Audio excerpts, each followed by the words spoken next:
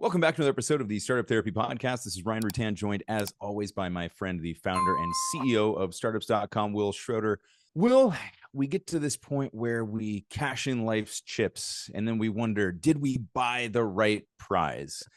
All right. Now, we've done this story before. I'm going to ask you to retell a story. I want you to go back to the moment in time, you and Sarah in Beverly Hills, looking at Bel Air, about to buy a really expensive house. Just walk us through it again, because we're going to play around with this in a different context today around, will the payoffs be worth it? We've talked about, are the sacrifices worth it, but will the sacrifice be worth the payout?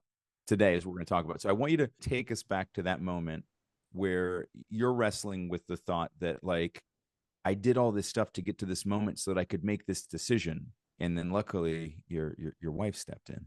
Yeah. Usually all my life, my best of moments finish with, and then luckily my wife stepped in. Oh, it's funny. Yesterday I was at dinner with one of our founder members from startups.com that I met through startups.com, which is really cool. And we're at dinner and he hands me a t-shirt, and it's a t-shirt he had made for me. And it says, well, this seems like a terrible idea.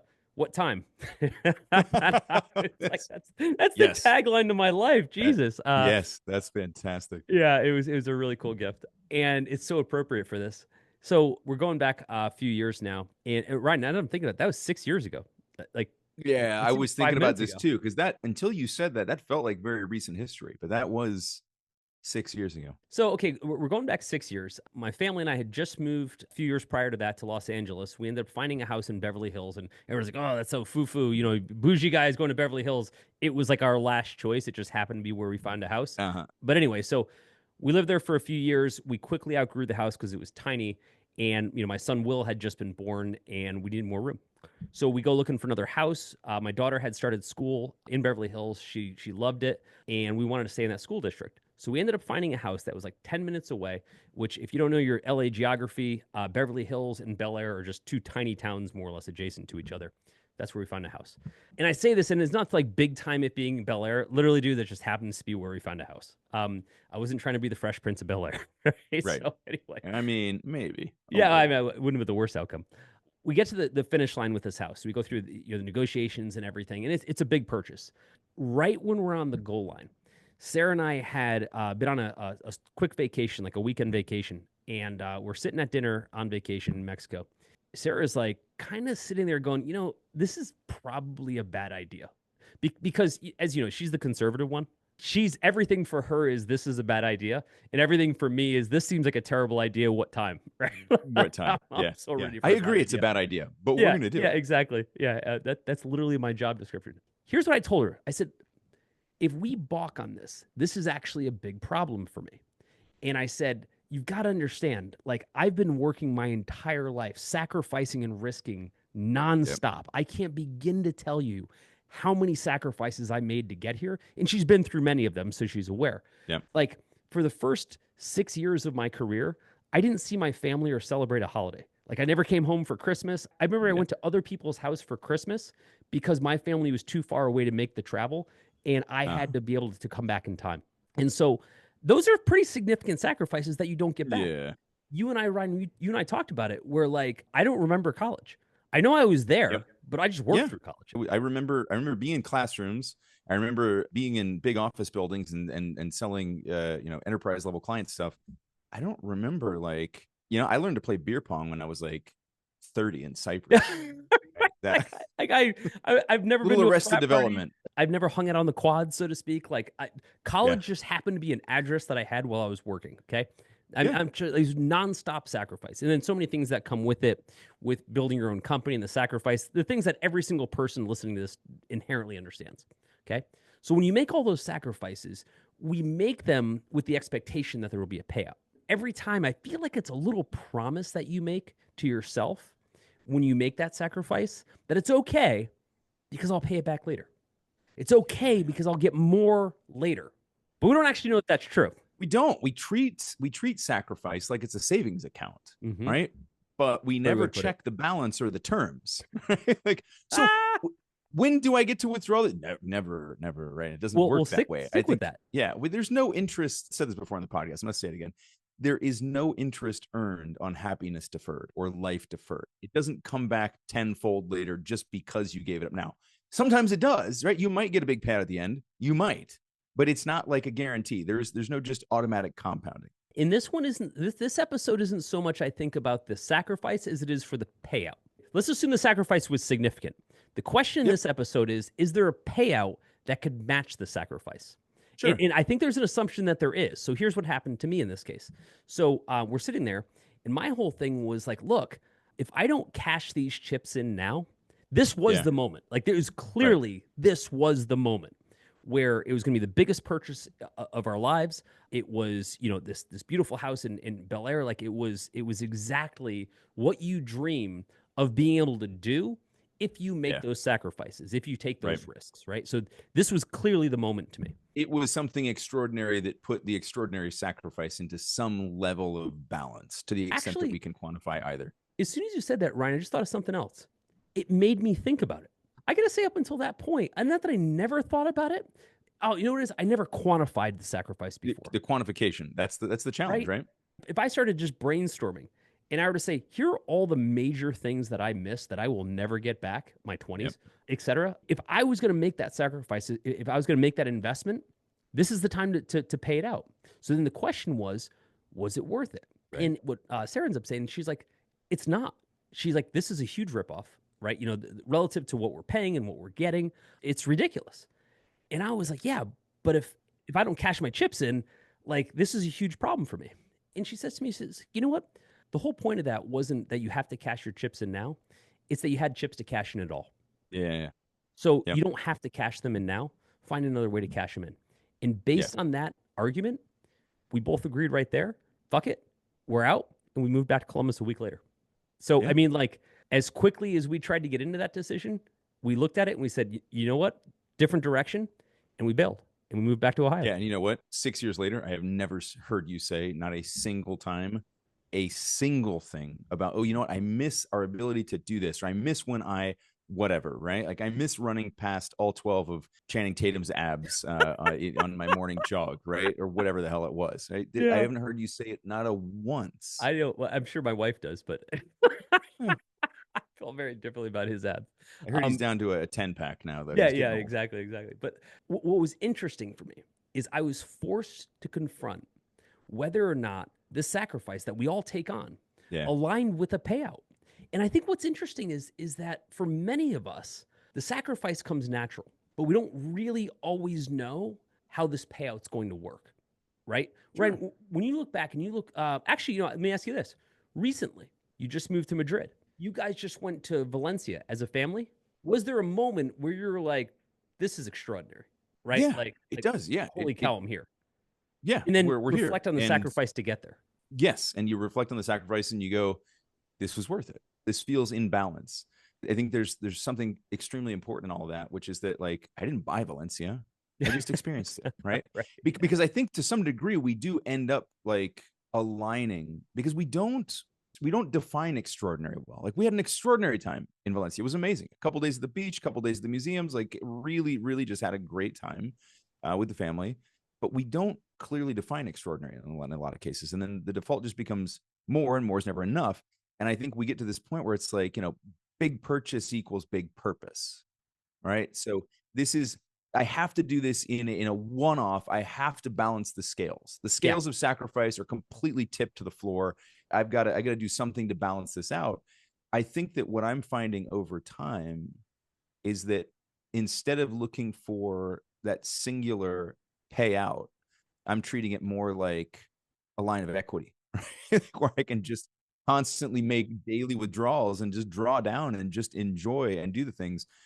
And I get it, though. Like, when you were sitting there at that dinner in Mexico, thinking about the Bel Air house, you weren't defending a decision around a house. You were defending the meaning of 30 years of work. Let's build on that. Because again, in this episode, we're talking about the payout. What if up until that point, I had just assumed that was the payout? You know, maybe my vision of it wasn't quite that crystal clear, that it was exactly this street in Bel Air, you know, kind of thing.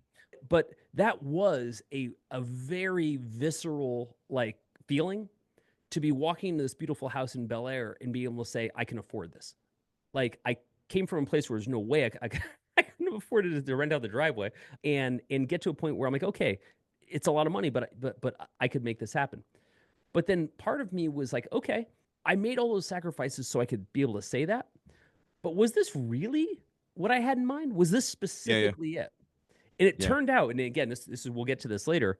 It wasn't it, and that terrified me more because for a while I was like, well, what just happened? I think part of what we end up going through is that we look for these things that will be obvious signals that there was a return, right? That again, people have seen the sacrifices, or maybe not, but we've done the sacrifices, and so we want the world to know that it was worth it, and so we did something.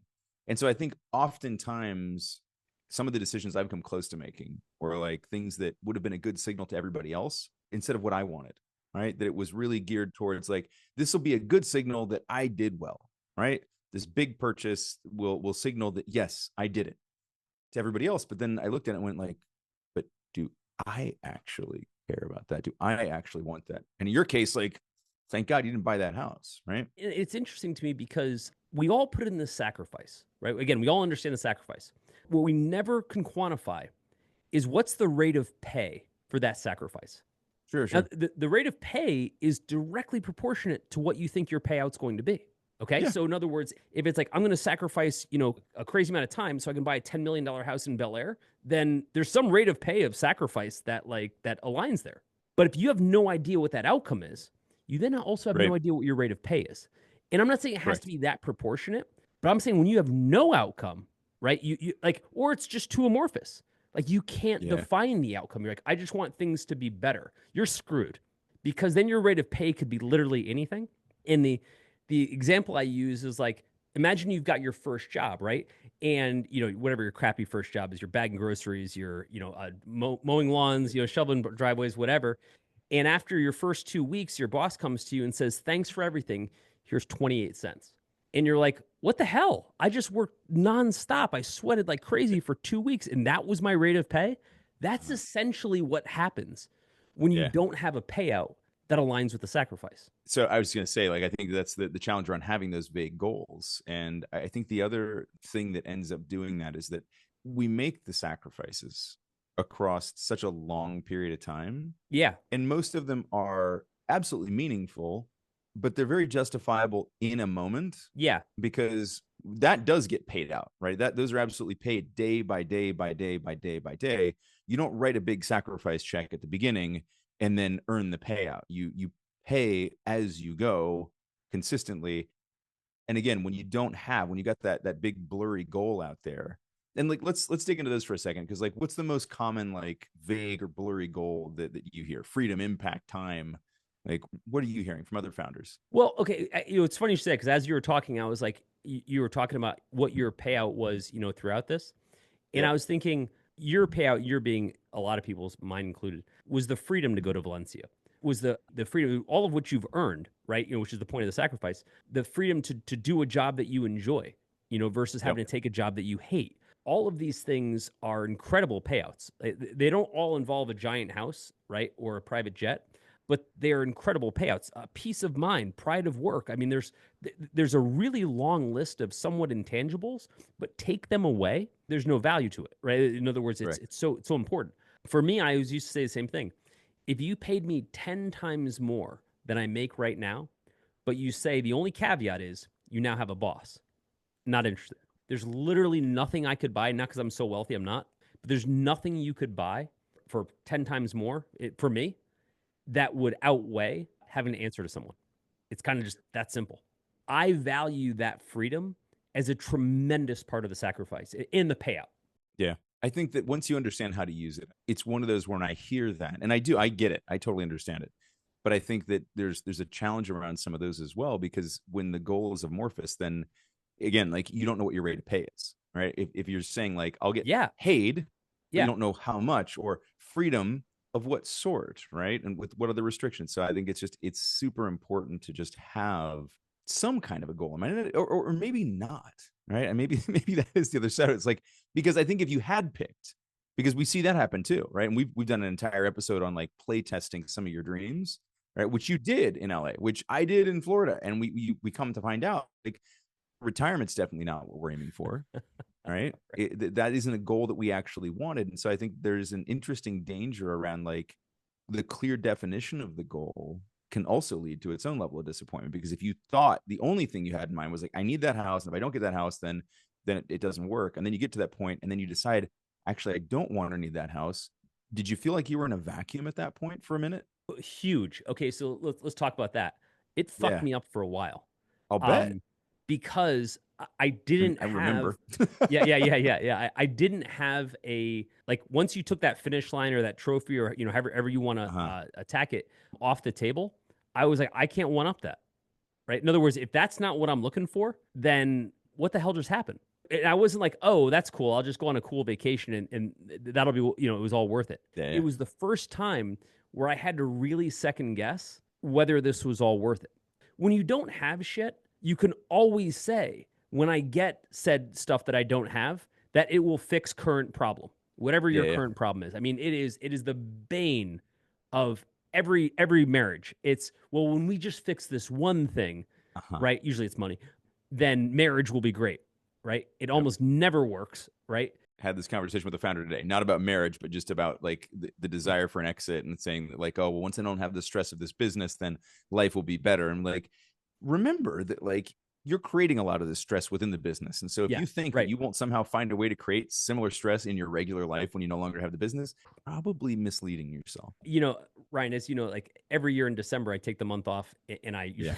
usually go work more. But I was gonna say, yeah, I think you take the month off is probably not that you change to a more rigorous type of work. yeah, I go work a harder job, and so it usually involves a lot of sawdust and in sweat. When I'm doing that job, right, and I'm building stuff, and again, I'm not working this job, the startups.com job. Within a couple days, I think I've told you this before. Like, at first, I'm so excited to be able to do that because it's my passion. I love building things.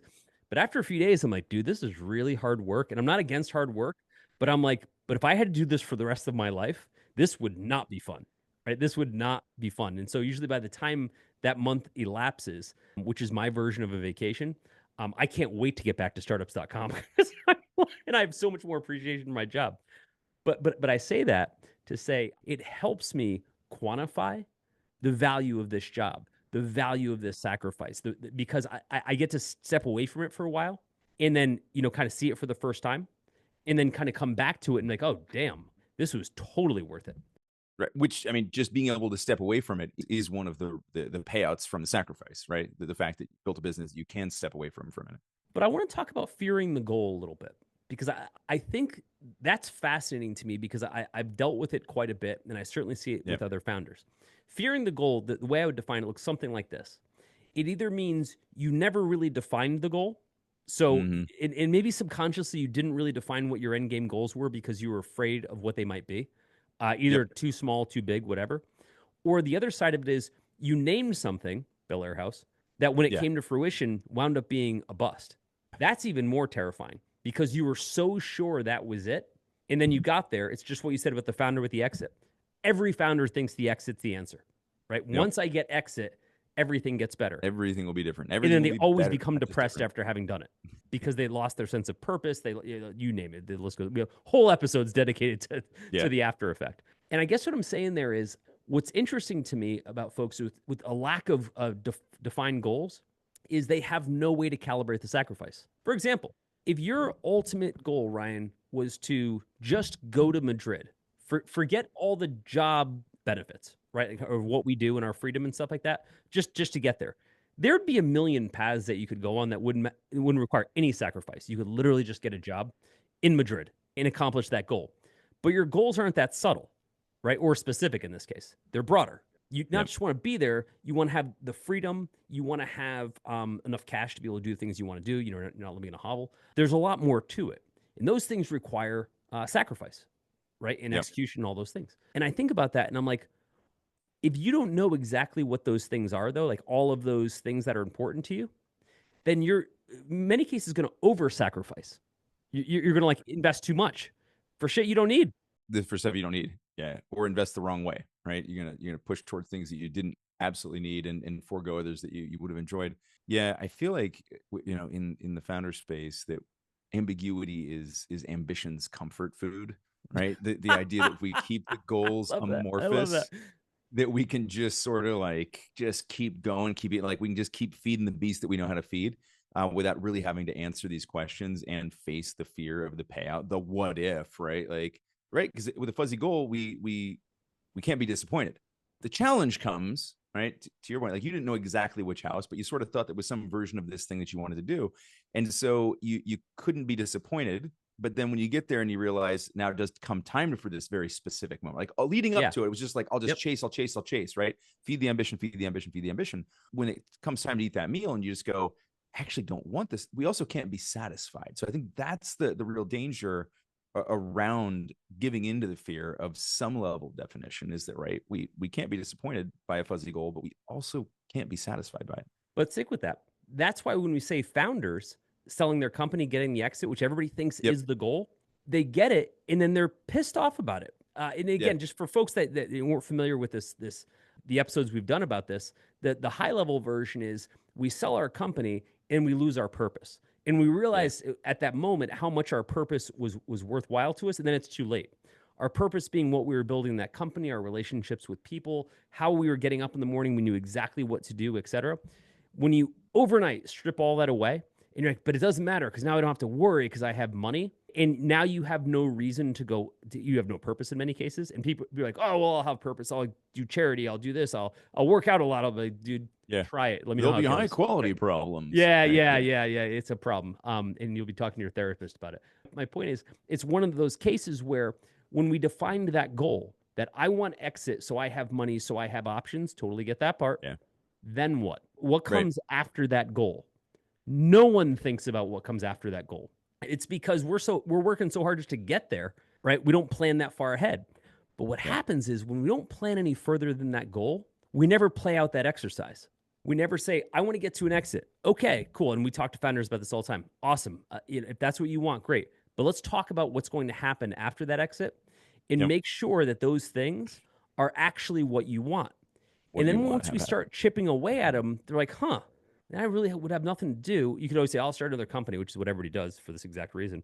Or you're like, well, a big part of my social life maybe was wrapped up in running a company, either explicitly with like, these are people that I hang out with and we go get drinks together, or implicitly, like I have a lot more to talk about with a lot more people because we have the commonality of being founders or whatever. And I think what's interesting about that is when you play these goals out, right? When you really kind of play these goals out, they're not always exactly what people wanted, or they don't solve the problems. Rarely are they what people wanted. Isn't that weird? It is. Something that's really funny about everything we talk about here is that none of it is new. Everything you're dealing with right now has been done 1,000 times before you, which means the answer already exists. You may just not know it, but that's okay. That's kind of what we're here to do. We talk about this stuff on the show, but we actually solve these problems all day long at groups.startups.com. So if any of this sounds familiar, stop guessing about what to do. Let us just give you the answers to the test and be done with it. It sparked another thought, though, which is, was there a point at which this happened to you, or you realized that this was happening to you, that you were avoiding precision around the goal because you actually didn't want the answer? They came in a different way.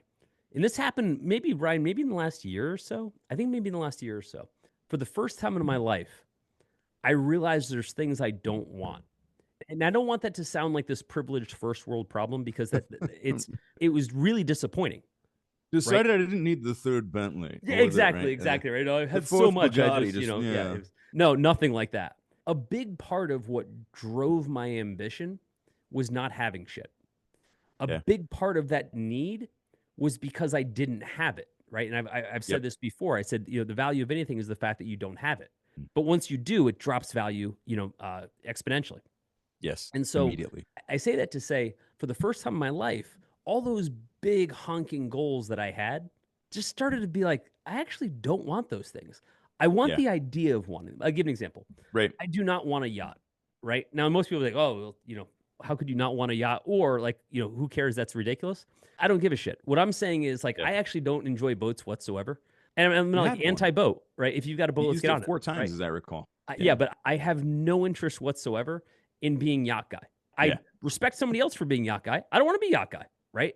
Now, when I say that, that means I'm taking some big further goal that would otherwise require lots of extra sacrifice to get to off the table. For a decade, we had 2 homes, right? We had one in Ohio, Yep. one in California. I have no desire to have a second home. I don't even have a 1% desire to have a second home. I hated having 2 homes, right? It was a giant pain in the ass. But when I say that, I feel fortunate that I had that experience. But I can also tell you, I don't ever want to do that again. That takes a Yeah. huge, thing off the table. Huge. And I think it comes from these places so often, right? Like in your case, it came from not having and then wanting to have. And then we forget that we can shift out of that gear at some point, right? When it's just like didn't have and just like, so the answer to that is again, it's have more. It's funny. I don't want a second home right now. What I do want is a big table somewhere. And it's not going to fit in my Madrid apartment, right? It is not. There's no room in this place for a big table. What's a But I big realized table the look other like? day, one of the things I do miss is a big outdoor table Uh-huh. where I can gather a bunch of friends. I can cook some good food. We can sit down and have a nice meal together. And so at some point, I want a big table again. But like, it's a pretty simple flipping goal, right? Like, Right. I don't need miles of land. I need like, a couple hundred meters and a big table outside somewhere that I can get to within a reasonable amount of time and go and cook over fire, whatever it is I like to do out there. That I want. I do. I still want that. But like, Yep. that's insanely achievable, right? That's not, I don't need an exit for that. I need probably to plan for 3 weeks and then Yeah. figure that out. Well, okay, so but this is what I mean by that fear though, the fear of the goal. Yeah. Once I started taking things off of my list, my fear started to go the other direction. I'm like, well, if I take my wants off the list, doesn't my ambition go with that? If you don't have a bunch of, big ticket items or, whatever your list is, I'm naming random stuff, then all of a sudden, aren't you ambitionless? Isn't the best person the old school Gordon Gekko that, the only answer to more is more? Yeah. And I'm like, I ran that path for a very long time, long enough to know that it is soulless at best and Yes. destructive at worst, right? Yeah. Like Yeah. every For time sure. I got thing, it became exponentially of less value than the next thing, then the next thing, the next thing. We've talked about this before. And I think I started to fear that part, Ryan. I started to fear that, like, what if I hit this threshold where there's just nothing else I want? Do I lose all my ambition? Does my superpower of ambition directly correlate to having random shit that I don't need? As we get older and wiser, we start to realize we can have more of certain things that don't come at the cost of other types of things. Right? More houses Right. comes at a cost. More impact to startup founders doesn't necessarily. And you and I are both highly motivated by that, right? We're still very ambitious in terms of wanting to solve problems for our people. And so I think that at some point you do start to just kind of shift what some of those things look like, and the payoff starts to look very different, right? And the sacrifices start to balance out a very We have to ask, is the payout worth it? And I think maybe the scariest thing is being confronted with that answer. I'll give you an example. Before I started my first company, I used to work for a big law firm called Jones Day Revis and Pogue. Mm-hmm. Know them well. Yeah, and so Partially for the wrong reasons. yeah. So I worked there at the lowest position you could possibly have. I was the backup receptionist. Okay. I'm 18 years old. Just because I have to paint this portrait. This is like 1993 ish. If I got my dates right. And because I didn't own a car back then, I used to get in my like 3-piece suit. Nobody wore 3-piece suits even back then, right? But it was Will, the only thing I could let find me at stop Goodwill. you. Please tell me this involves rollerblades. It involved rollerblades. Not only did it involve Yes. rollerblades, I was so late for business, right? It involved a suit, rollerblades, a briefcase. You are that stock image that I became a am the meme. stock image, right? Oh my God. And That's for those of you amazing. that aren't following, there's a famous meme and stock image of a businessman rollerblading, and it says, "I'm late for business." And I'm I late actually for was business. that guy, so I was way ahead of That's the curve. hysterical. Anyway, so I would rollerblade to this shitty job. It was far away, by the way. Like I was on campus. That was in downtown Columbus. Yeah, Like, like it's a long night. it's a good role. That's Yeah, a yeah. lot of rollerblading. Anyway, so I'd go to this job, and every day I'm answering phones, and I'm like, kind of like chatting with the attorneys and stuff like that. And on my last day there, the managing partner comes out. I didn't even know he knew who I was. He's like such a sweet guy, and he's like, "Hey, Will." Again, I didn't know how he knew my name. He's like, "I heard it's your last day." Also, not sure how he knew that. He's like, "Would it be okay if I took you to lunch?" And I'm like, "Wow, that's the coolest thing I've ever heard." I mean, like, just such a cool move. That guy, massive influence in what he was in. And he took the time to take the fucking backup receptionist out to lunch, right? The fact that there's a backup receptionist Yeah, is I know, I amazing. know, I know. And so we're at lunch and we're talking about life and everything else like that. And I'm like 18, 19 years old.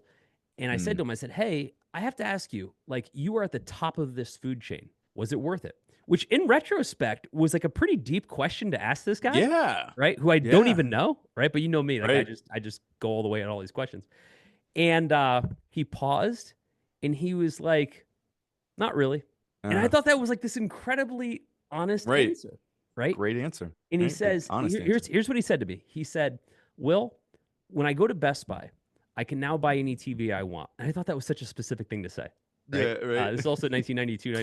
Clearly, at some point, he didn't have a TV he wanted. Right? Like, I can buy any tube TV I want in the nicest VCR. Yes. And so, but I remember he said that specifically. He said, but what it took to get that, you know, to be able to make that wasn't worth it. And this is the guy that was the managing partner, right? Yeah. Like he was the guy. Like that's a, Right. and he was There a wasn't super more he young could have managing done, partner, right? Right. Yeah. There wasn't a bigger goal. There wasn't a bigger payout that could have been had. He got the biggest payout. And I remember the sacrifice thinking wasn't worth it. when he said that, and I was like, how's that? I was expecting a totally different answer. Okay. I was expecting a hype video where he was like, well, son, now that you've asked, you know, in order to become blah, and like, I thought that was, and he was so honest and so clear and so kind. And I was like, I'd never forgot that. I never forgot that. And over time, when I was looking at my goals, my sacrifices, I kept thinking, I don't want to be that guy. Like I'm so terrified of being at the top of my food chain in having that answer. And I think part of that for him, different era, different generation, et cetera, you weren't allowed to ask if the payout was worth it. It was like, if you had the payout at all, right? This is, again, different generation. Then you didn't otherwise work in a factory. So go fuck yourself. That's your payout, right? Like you didn't get the luxury of evaluating it in quite the same way. Like he wasn't saying, hey, it wasn't worth it and I'm going to quit tomorrow. He was like, yeah, it wasn't worth it. And this is what I'm going to do for the rest of my life. But this is what I've got now. Yeah. Which to me felt like a death sentence. And so a well-paying death sentence. But but my point is he did contemplate whether it was worth it. This guy did everything right. You know, top law schools, you know, obviously worked insane hours. I can't even quantify what his sacrifice must have been to get there. He probably can't either, right? Yeah, right. Trade-offs don't come with receipts. X years, Y miss moments, Z dollars. Well, and actually, what's the no, now fair that I price think in about return Ryan, for that? he might be the only person that actually can because he had a time card for all of that. He could probably report and tell you exactly how many hours. That's true. But I guess like it's so rare that we are forced to stop and evaluate and calculate whether this was worth it. And the fear in all of us, it just terrifies all of us. I know it does me, is that we get to that moment and give that answer. Yeah, because man, winning the wrong prize is just another version of losing. And the idea that we've done all of this just to open that door and like that's not what I wanted it's terrifying. You see this in many professions. It's certainly not unique to being a founder, right? That require a tremendous amount of sacrifice. The lawyer's a great example, right? Like it's hard to get that far in a firm like that and not kill yourself to do it at every possible level for an extraordinarily long time. Doctors are the same way. You know, the gauntlet that they have to go through just to start practicing is bananas. But for founders, what's different for us is we don't know if we're going to get paid at all. What they're saying is lawyers, doctors, et cetera, is I don't know if it'll be worth it, but I'm going to get paid. Ours is I don't know if it's worth it, and I don't know if I'm going to get paid. And I don't know if I'm going to get paid. Yeah. So it's a double whammy. We sound unreasonable when you say it that way, Will. We What's sound that? very unreasonable. But let's talk about the other side of the coin. I want to kind of wrap with this concept. What if we did get it right? What if after all of this sacrifice, we have that moment, you know, you in Valencia, me building my house, where it's like, you know what? This is pretty dope, right? Yeah. Like this worked out awfully well. That's what we're hoping for. I see it happen a lot less. I think I fell into mine. Do you feel like you're there now? Do you feel like you have that alignment where your sacrifice and your payoff have? I think so. At the current state, it feels like that. But this is still a very new part of the adventure for us, and we're at a pretty dynamic spot in terms of like where the kids are at in life and all of that to kind of see how that plays out. Because this leads to some big unknowns for us, right? Which is like we've now created these three little very internationalized people. So what happens like as we get into past our mid-age into our older age? Like, are they just gone? Are they like, what have we done? Right? Does this make for difficulties later? Like, will that payoff be worth it? But I think in terms of the balance we're looking for in life, the time freedom that we wanted, the ways to enjoy our days, spend our time, and look for like daily meaningful returns on that, Mm-hmm. I can't imagine anything that had a better alignment right now than what we're doing. And I think that's an important piece of this is like, how do we turn that, when you do find that alignment, and I think you end up being a bit more, I want to say reasonable. Reasonable is the wrong word, but I'm missing the vocabulary for it. But this kind of alignment turns someday into today, Yeah, and I think that's a great way that's to put it. important because I like if that. you were still like, you know what, like building this house isn't enough, I need to build a 3 times larger house, so I need to wait longer, I need to sacrifice more so I can build it, like then it just continues to stay someday. And I think that there's really something to this, which is that like for me, peace isn't purchased, it's specified, Yeah, right? Meaning that once I'm able to decide that like this is actually the thing, and it's what I want, then that's great, right? Like for you, your goal wasn't jets; it turned out to be a workshop. This is where I want to say, like, I didn't when I said reasonable, I don't mean that in terms of it's smaller. It's truer. It's more real to what like you actually want to do, more fidelity right? to it It's with reason, with right? reason It's and it's purpose. with Yeah, reason, yeah, reasonable in that sense, right? yeah. Not reasonable in like, oh, well, that's achievable, right? If you can't buy the Ferrari, buy the Matchbox version. It's nearly the same thing. Be satisfied. That's not it at all. Yeah, It was that when you got down to what was actually going to move your needle, it turned out it was that, yeah. and that alignment is super powerful. I didn't see it coming, and so for folks listening, essentially what happened was we ended up moving back to Ohio. We were initially going to remodel our house that we'd owned for 20 years, and as I started getting like the costs and like whatever, and I said to my wife, like, for what it would cost to remodel this whole house, we could just build a new house, and for Mm. the same amount of money, just have a new house. That was the last time that was true, and so Yeah, I was gonna say, I feel like there may have been some scope creep somewhere Yeah, along yeah, the yeah, line. yeah. An epic amount of scope creep. So, but actually, that all kind of ties into it. So let me just play this thought out. I ended up going through this process where we find some land and I start designing a house. I learned 3D modeling, so I learned how to design a house, which was the most dangerous part of this because it costs nothing to draw a bigger box.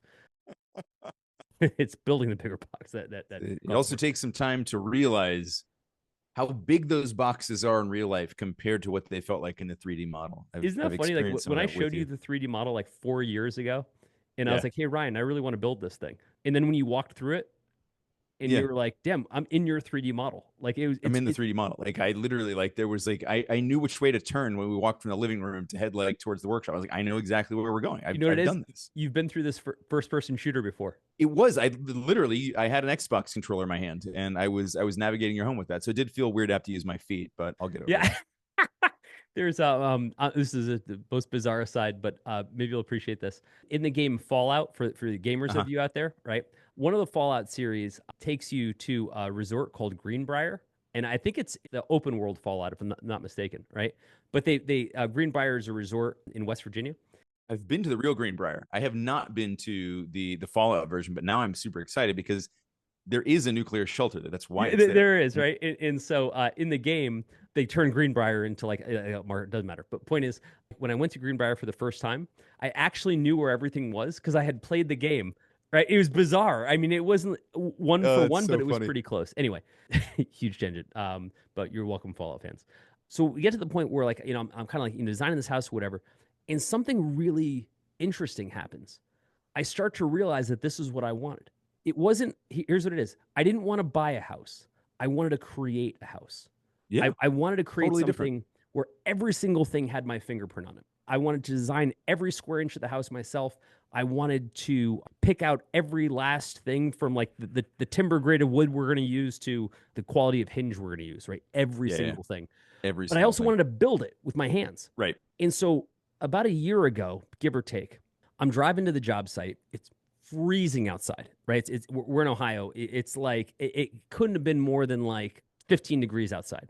I'm in my pickup truck. I'm driving out to the job site, and I'm gonna go run speaker cable long before you're ever supposed to run speaker cable. And I've got the biggest smile on my face. It's like 6:30 in the morning. It's cold Uh-huh. and dark outside, and I've got a huge smile on my face. And I just noticed it while it was happening. And I was like, what is wrong with me?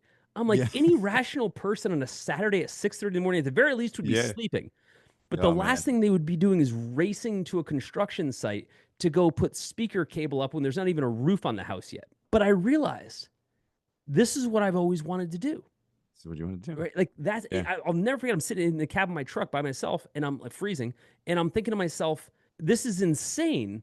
But Bel Air wasn't what I wanted. Right. Bel Air was status, and status is seductive. Yeah. But it was the craft of doing it yourself that Purpose. actually satisfied you.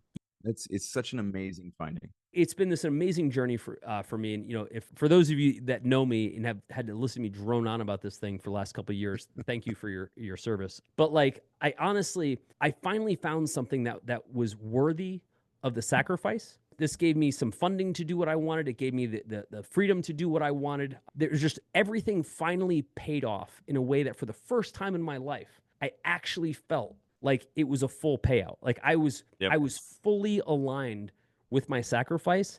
And Ryan, it was a huge sigh of relief. All of a sudden you realize like that decision I didn't make, it wasn't actually the thing, right? It's the things that I'm doing now that are the thing. Can you imagine, Ryan, if someone like 32 years ago was like, hey, Will, one day, if you sacrifice everything and give up all of your relationships, you'll be able to drive to a construction site. You can become a contractor on your own construction site. Right? Like, who never saw that coming?